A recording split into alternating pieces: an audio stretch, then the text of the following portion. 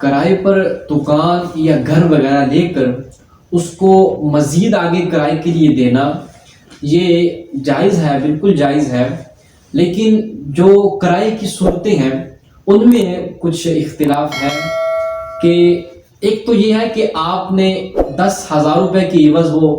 مکان کرائے پر لیا تھا اور آگے آپ اس کو 12,000 روپے کی عوض کرائے پر دے رہے ہیں، تو جو درمیان میں 2,000 روپے نفع ہے کیا وہ اپنی ذات کے لیے آپ خرچ کر سکتے ہیں یا نہیں؟ تو اس پر فقہاء کرام نے فرمایا کہ دو صورتیں ایسی ہیں کہ جس میں وہ آپ کو ملنے والا نفع آپ اپنی ذات پر خرچ کر سکتے ہیں،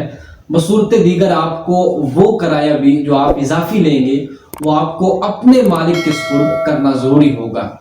اب دو صورتیں کون سی ہیں؟ پہلی صورت تو یہ ہے کہ آپ نے جو مکان یا دکان کرائے پر خریدا ہے اس میں آپ نے کوئی تزئین و آرائش کا کام کروا دیا ہو،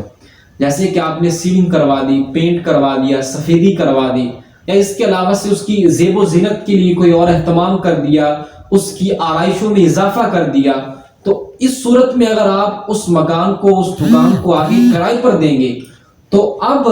مزید کرایہ جو آپ نے اپنی ذات پر خرچ کرنے کے لیے لینا ہے وہ بالکل جائز ہو جائے گا۔ یعنی پیچھے آپ نے 10,000 دینا تو آپ آگے 15,000 روپے دیتے ہیں تو 5,000 اس صورت میں آپ اپنی ذات پر خرچ کر سکتے ہیں۔ دوسری صورت یہ ہے کہ آپ نے جس شخص سے مکان یا دکان کرائے پر لی ہے تو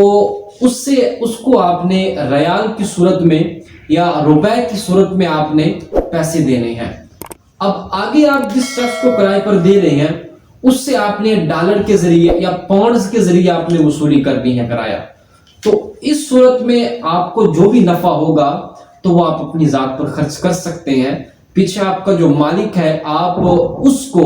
جو کرایہ ان کے اور آپ کے درمیان طے ہوا ہے وہ آپ بالکل دیں گے۔ تو شریعت نے اس کو بالکل اجازت دی ہے کہ ان دو صورتوں کے عوض